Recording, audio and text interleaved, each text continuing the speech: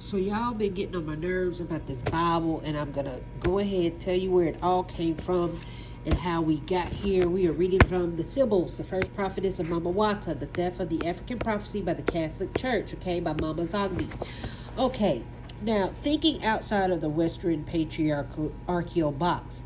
Now you have to realize God is a woman. God is the divine feminine, okay? You have to come through the portal, which is the womb, okay? And the patriarchy knew this, so they overthrew the matriarchy, Tiamat, okay? Marduk, Moloch, and them. Apsu, Anu, and them, they overthrew Tiamat, Maat, the mother of all.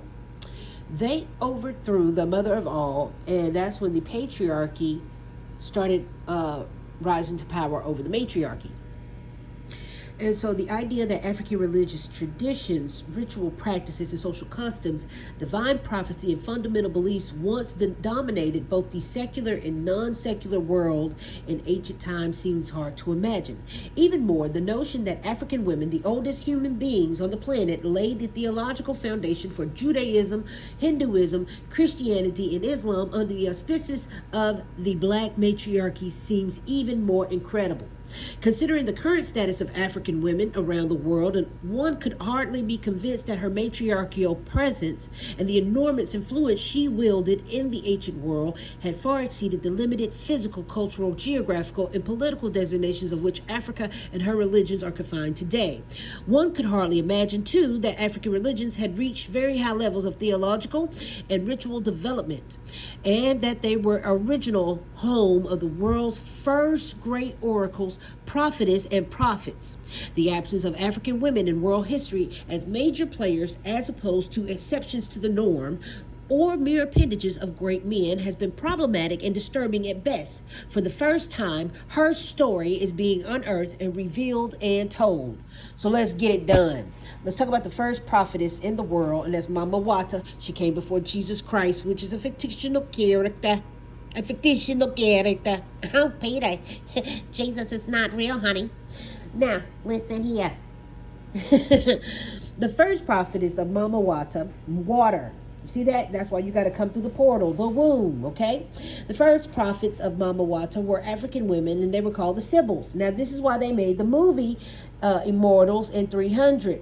That background is right there in there. And you got to remember, if the melanated woman is the mitochondrial Eve gene DNA, she's the mother of all creations. That means you all came from us. And with that being said, it is not surprising that the Sicilian terracottas, which we have seen embrace so large a field of Oriental East African. Did you know that the original Asians and Japanese people were black? Were melanated? Yes, sir, Bob. Original Russians, the original Europeans, the original the original Arabs, Ethiopians are all melanated people. The Greeks were melanated people. The Romans were melanated people. Until the Nordic alien, the Norse, came down and started breeding with us.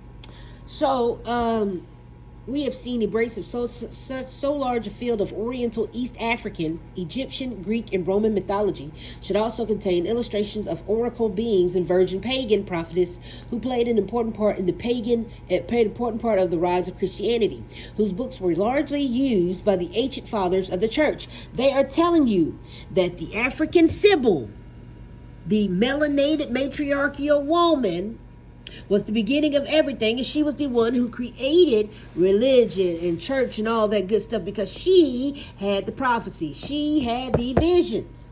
And what she did was, her books, her prophecies were largely used by the ancient fathers of the church against the pagans, and whose prophecies did not fall before the light of the new religion for nearly 4 centuries after the advent of Jesus, okay, which is Zeus.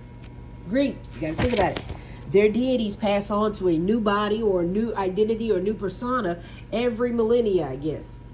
So, since the first prophets of the world was Mama Wata, were African women, they were called Sibyls, meaning that they were Mami Wata, water priestess and priestess of the Oannes. And the more advanced of these matriarchal divine order are also known as Amaganises in the West Africa today. They can call up the dead and even the souls of the living. They were the ancient oracles used in the ancient Greece, Roman, and Babylon. Their prophecies are the oldest in the world, and it is through the divine blood of these Sibyl priestesses that the patriarchal kingships of the pharaohs, the Hebrew prophets, and the Chaldean priests were born. Okay, the great Sibyls, divine oracles of the ancestors and God. Webster Dictionary defines a Sibyl as a female prophet or a woman able to utter the oracle and prophecies of a god. This is why the patriarchy later went on to when they said, okay, the melanated women not gonna give us any more prophecies. Well, we'll kill them and we'll make our own prophecies. See, this is how that Bible and Constantine and them came about, because they said, listen here, baby, you don't want to share any more visions with us. And all the prophetess was doing was saying, hey, Romans, hey, Greeks, if you keep destroying this place around here, let me tell you what's going to happen. You will perish from a lack of knowledge. You will start Armageddon. You will start the end of the world. And all the things that in that book has already happened because it was happening around them.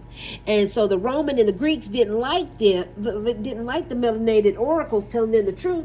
So they got rid of the oracles and they said, well, let's take this book and let's reverse Uno, put it on our enemies and say, hey, if you don't do this and you don't do that, this will happen to you, when it was really supposed to happen to them. Okay? The great Sibyls, divine oracles of the ancestors and the gods. Now, Webster Dictionary defines a Sibyl as a female prophet or a woman able to utter the oracles and prophecies of a god. That's why men kicked women out of church, and that's why men wrote women in the Bible to be what? Lilith, a demon. Didn't they name her a demon? All the women in the Bible demon. And can't no woman be an evangelist, and can't no woman come to the call of the cloth, blase bullshit. Yeah, honey, and this is why. This is why. So Webster's Dictionary defines a Sibyl as a female prophet or a woman able to utter the oracles and prophecies of a god, or a woman who can foretell the future. Conversely, under the bitter Hebrew patriarchies, the Sibyls are condemned in their Bible as the Behalath Ob, meaning evil serpent in spirit, or mistress of the python. Sibyl, black doves, original Holy Spirit. Universally known as the Black Doves, the Sibyls refer to themselves as sisters of Isis and sometimes prophetess of Black Diana. This is where we get the Wonder Woman story from. Diana, Princess Diana, the Greek Amazon goddess warrior. That's where the story comes from, okay? The doves symbolize the sacred soul or Holy Spirit of an Afro-mystical symbol later adopted by the Christians. Now, this is the point of the story where I go ahead and tell you that mermaids are fucking real. Mermaids are really, really fucking real. Don't sleep on mermaids. Mermaids are real. Fairies are real. Aliens are real. But Jesus is not. Don't you ever forget it. Listen. So, the dove symbolized the sacred soul or Holy Spirit, an Afro-mystical symbol later adopted by the Christians. And you see how the Christians keep ripping everything off? The Christians literally stole everything from the melanated Amazon woman, okay? And Tiamat, Maat, they stole everything from the Kemet woman. And they just copied it. They didn't even try to back up their own little stuff. No, none of that. Nope, they just cut the story straight from the cloth that it was made from. So, it was the Sibyls matriarchal groups who settled at Asia Minor, ancient Turkey, and installs Mami's worship more than 2,500 years before the Doric, Greek, and Turk invasion. Mami, whom they knew as Laocoon with her serpents, was known as the manifestation of divine Logos. This is where God comes in. Logos, ego, what's the other one? Logos, and what's the other one? I forgot. Logic, Logos. Oh, I forgot what it is. Anyway, with holy temples scattered all throughout Asia Minor, the Cushitic Mitanni Empire, and the Manoa and the Mycenae Aegean Islands. Okay, this is all Greece. Archaeological pottery shards date the black descendants of the Libyan Garmanites, present day Iwe, Alades, and Adangabi, and other African clans who had settled into the ancient Babylon elsewhere before the flood to have arrived in Manoa, Iona of the world. These sacred temples were maintained by the Sibyls and contingent of the Vestal Virgin priests and eunuchs. Vatican original sacerdotal seat of Sibyls. Africans, Black Buddhists, Umbrians, and Black Etruscans, etc., erected civilizations in what is now Italy, thousands of years before the Anglo-Romans arrived. Why do you think all Italians have black, dark hair and olive skin? Because they came from us when the Nordic aliens came down and made it with the women who were fucking fair. Okay? Where do you think the Watcher story came from? Yeah, now you're connecting the dots. There you go.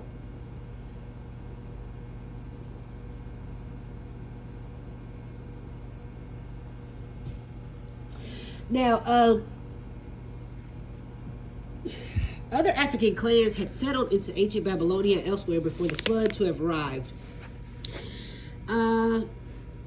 It was originally the sacerdotalial seat of the ancient Black Sibyls. As the first established sacerdotalial African matriarchies, the Sibyls' cultural and religious impact was arguably the most profound on ancient civilization then modern history has ever revealed to care to admit. From Mesopotamia to Libya to Mizraim, Kemet and Egypt, Ionia and Minoa and Peloponnese, Turkey and Mycenae, Greece, and later Rome, the Sibyls were the primary divine Vatican and absolute moral authority. For centuries, the Grecian islands at Delos, Dodona, and Delphi, the temple of Mami, and the ancient Libya were the ecclesiastics and moral hub of religious and social international political activity. It was under the theocratic governance of the Sibyls as the queen mothers that the African matriarchal culture reached its golden age of achievement in medicine, religion, astronomy, philosophy, law, architecture, music, art, and social sophistication.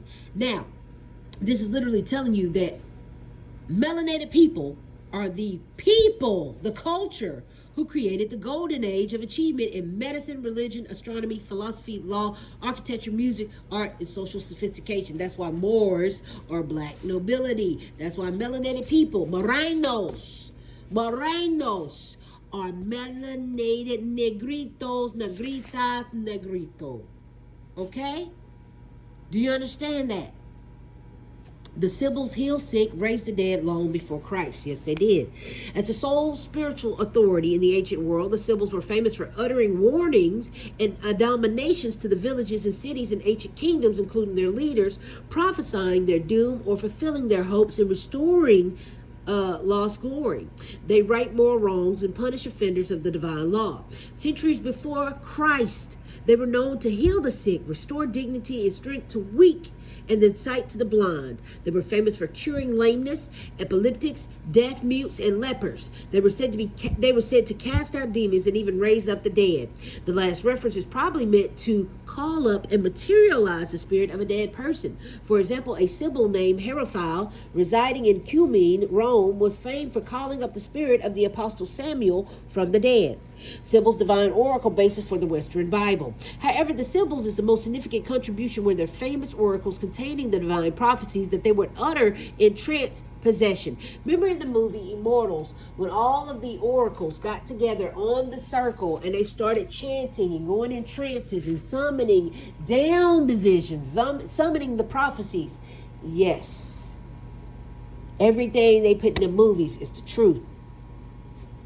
So, Sibylline divine oracle basis for the Western Bible. However, the Sibyls' most significant contributions were their famous oracles containing the divine prophecies that they would utter in the trance possession. These prophecies would be carefully written down by their assistants and compiled into books. These prophetic proses were the basis for Greek and Roman tragedies and plays. These prophetic books were later collected by the Roman authorities and soon to become the sole and undisputed precursor to the Western Christian Bible.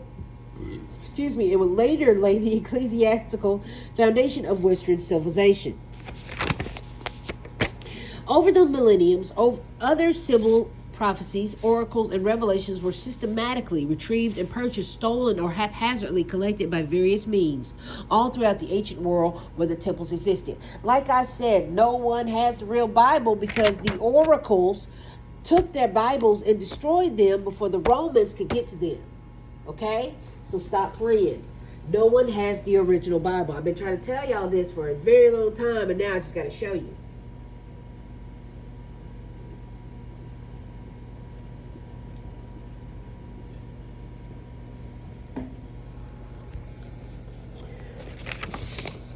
Now, if it was these books that would be later plagiarized, revised or altered, and compiled into one holy book. Now let me repeat that. It said it was these books that would later be plagiarized, revised, or altered, and compiled into one holy book known as the Sibylline Oracles. They would later become the center of the bitter doctrinal or heresy wars between the warring Levitical Jews and the emerging Roman Vatican authority. As the African matriarchal power began to decline and her colonies taken over by foreign conquerors, it was the thrones and the sacerdotal power of prophecies of the Sibyls that was stolen from them by the emerging Roman Church. Their religions were later labeled as pagan and heathen and under a now racialist Roman authority. The emerging Roman Church, in their ignorance and ambition, acquired the doctored Levite Jews' corrupted version of the Sibyl prophecies until one could hardly distinguish one forgery from another. Some of these prophetic books were used by the Vatican to compile what is known today as the Judeo-Christian Bible. Now, here's the problem we have.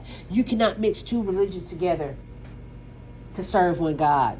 You're serving two gods and two religions. That's impossible. You cannot do that. You cannot do that. So this is how you know the Protestant Reformation was real, that they literally marketed religion like it was Juneteenth, baby. So crediting their authorship to conspicuous Roman and other male prophets, those books from which it was hard to conceal their African matriarchal origins were simply destroyed and regulated to heresy. Gender of God. God is originally feminine. The gender of God was later changed from feminine to masculine, originally with each prophetic verse, and it is claimed the Sibyls made praises to Mami as Our Lady. And that's why they get the saying, Our Lady Peace, Our Lady Liberty. Our Lady Liberty is supposed to be a woman, but is actually a transgender. Baphomet, Lucifer. It's them transgenders. It's them bulldoggers up there. It's them switcheroo people. And so proclaimed that she was greater than any other god in the world. Roman Senator Cicero, the orator, writes that the last three books of the Sibyl Hierophile were deliberately burned in a fire by the Roman governor, Stilcon, the tyrant, and Stilcon was eternally hated by all of Rome for his sacrilegious act, which prompted a universal reaction from poets, scholars, and musicians alike. Soul worship was the symbol of Cumae, that she was immortalized by all of the Rome in one of her appellations, Europa. Okay? For which Europe is allegedly named, which was a melanated woman. Now, the Sibyls group, original persecuted ones. It was the African traditional religionist groups and not so-called Christians who were the actual ones persecuted and finally enslaved. It was the Sibyl style of prophecy and the magic that would later be imitated by militant factions from these patriarchal Levitical groups, whom, envious of her global positioning, rebelled the divine matriarchal orders and seized their temples and overthrew their priestesshood in their jealousy, hatred, and rebellion of her divine authority. The Levitical Jews elevated their original minor deity, Jehovah, as an insult to her. Together, Jehovah and his patriarchal clan usurped her sacerdotal and secular power, and from that moment on, they have worn it as their own. Okay? There you have it. That is the original story of Christ and Jehovah, who is Yahweh, who is Yahweh Oath, did to the mother. Wake the fuck up. Millions of her people were murdered or enslaved, and millions scattered to the four winds all across the world. The historical evidence showed that this was the groups and that it was these groups and not the Christians who were the actual ones persecuted and finally enslaved. The New Testament is actually a historical chronicle of the final destruction of all the remnants of the African matriarchal authority. Books that were politically and not divinely inspired, okay? Which is why the Levitical Jews, enemies of the Roman Church, refused to recognize them as authentic. That's why they pulled all them books out of the Bible, because it literally told that, hey, we wrote this book and pieced it together, now you're worshiping us. So the Sibyl traditions live on in West Africa. The history of the Sibyls is not entirely dead. In West Africa, there lives a matriarchal order of women who call it the dead, and many lineages of these women were also sold into slavery in America. Many black women are born not knowing that their suffering stems from their disconnection with their ancient rights and the spiritual duty to continue the work of their ancient mothers. The suppression of the ancient history of the African matriarchies and their contributions to the world religion, magic, spirituality, and prophecy is one of the greatest cover-ups and divine tragedies in human history. This author remains convinced that until this history is restored, the African women are accorded their rightful place in the world, and there will probably never be any peace. Until you put the mother back on the throne, there will never be any peace. Okay, close out on the forward as we move on to the first chapter. We're coming back. It'll be the Sibyls and the first prophetess of Mami. Okay? See you later.